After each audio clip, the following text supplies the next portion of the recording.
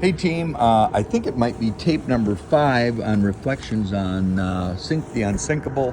What if the sinking of the Titanic was no accident, but the greatest murder of all time? As we're working through this today, we've got Stead on deck, promenading around. They had loaded on tape 1 and 2. He had met John J. Astor. They had got over to Shoreboard. Now they're walking on deck, putting more dots down. Certainly have not connected the dots by any means, and starting to just think, why were the others not on board? Oh, just a quick timeout. Quite honestly, I can't recall where that. Oh, that's North Memorial. That little plane is North Memorial. North Memorial is white, yellow, orange, and green. Of course, Mayo, and they're here periodically. You see that particular one not that often. There's another North Memorial one, I think, that is more orange and yellow, but usually kind of see the emblem of the N on the side. And then Mayo has 3 blue ones. I think maybe La Crosse, Mankato, and here. And then I think one comes up from Iowa City. Don't know that color, but certainly one comes over from Gunderson, I think, green. So it's pure joy watching this every day. So on to reflections of the 2. And why the 2? Because those watching Stead and John J. Astor on deck, they would go, hey, who's that with John J? Or who's that with Stead? And they just referred to them as the 2. And how Stead and Astor found out about that is Captain Smith had shared that with them at the one of the meals. Well, I can tell you the meal. It was the first meal, the first night leaving Shoreboard. Captain's reception had, well, let's see, John J. Astor and his wife, W.T. Stead. I think the designer of the ship, Andrews, of the Titanic. I think Ishmay was there because he was kind of a marketer for the Titanic. Smith even related, he thought J.P. Morgan was going to be on deck. And then Guggenheim, Strausses. So there was quite a group there at the first table, and that's where Captain Smith had related that those 2 walking on deck were referred to as the 2. So that was kind of fun. And later he would also relate to that when Guggenheim or Strauss with them were the 4. So now going from Shoreboard to Cork, which was Cove now, I think, was Queensborough in Ireland. Certainly it's going to be a big day there because all these other have to be getting on there. So Stead and John J. were up on deck that day. Can't recall exactly. I haven't written down the number of hours, but I think it was took some time to get to the Ireland. So I think it was the 11th, maybe. I think it was the 11th they got to Ireland. Didn't stay that long, and lo and behold, none of the others got on deck. Wow. Now the dots were going down like mad as John J. and Stead walked around. And they had done some time down in the Turkish bath also at talking. And then Isidor Strauss and Guggenheim had also joined them. And now the 4 were starting to say, what did the others know that they didn't know? That was just baffling. Didn't make sense. So now as that time came to be, and they're promenading around, meeting in, there wasn't confidential talk at the captain's table because there was too many. They were very tightly lipped. It was a small group of the 2 or the 4. And then very careful down in the Turkish bath of who was in the room and what information might be revealed.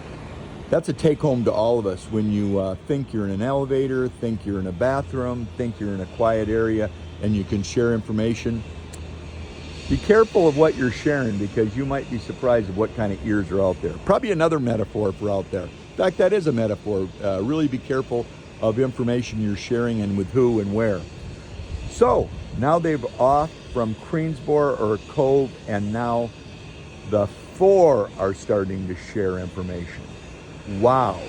Now dots are down, no dots are connected, but they're starting to share with each other. What now? What the heck's going on? Well, WT shared with John J. Astor, the first to share. Could their lives be at risk? And if so, how? And if so, why? Instead knew the why for him. The why was he was markedly responsible for the passage of the CLA, this Criminal Law Act. And in 1885, as soon as that passage occurred, Stead knew he was a dead man walking, or a dead Stead walking, in the sense that he knew we would reflect now to relate, to give it an understanding, the Jeff Epsteins of the world, the Harvey Weinsteins of the world, they wanted Stead dead because the CLA brought the age of consent from, I think, 13 to 16, which didn't seem like a lot, but was huge.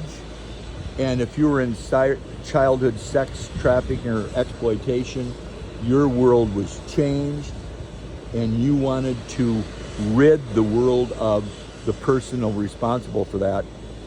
And W.T. Stead was center of that target. They wanted Stead dead.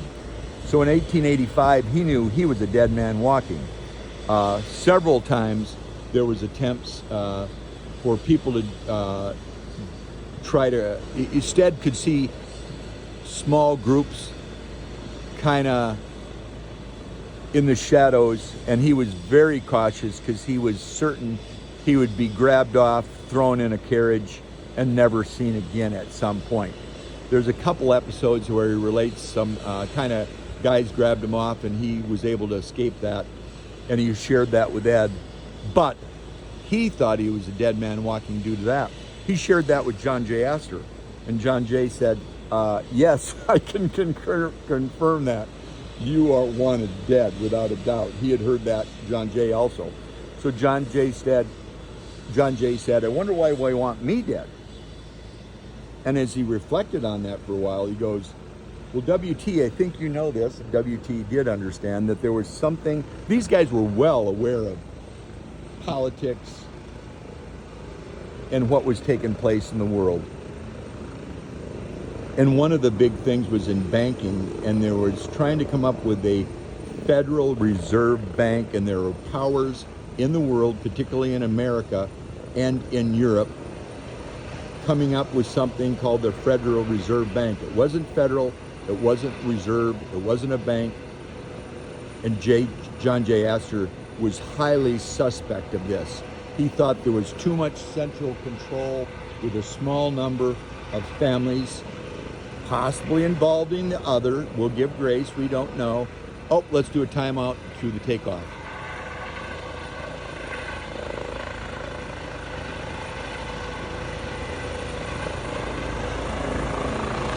That's a very cautious, slow takeoff.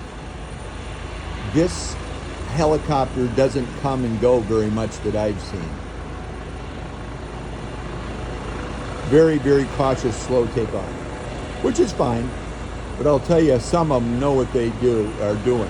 When we were there 3 years ago, they would come in very cautiously, like go to the center, maybe closer to the periphery, and then it just took a lot of time. Time wasted probably, because now the male one comes in, they come in, they tuck up to the front very quickly. Minutes saved. 2 minutes saved easily, I would bet. 2 minutes saved, so they got it down to arc. Mayo has it down. Some of the others are learning.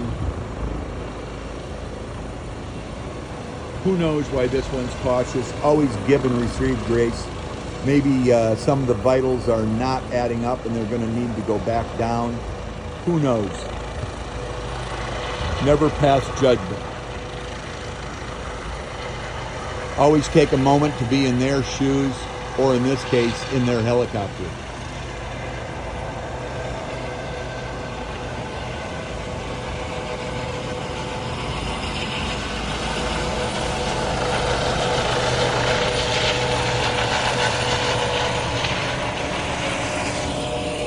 So that's a reflection. I'm up in the Eagle's Nest, 14th floor, 15. What is this? Getting ready to go to the Twins game. We're in August. We just had Elle's birthday, so maybe August 20th? I don't even know for sure. But it's a Sunday. Getting ready to go to the Twins game with Luke and his family. And just care for reflection on the deck. Oh, already on to the next tape.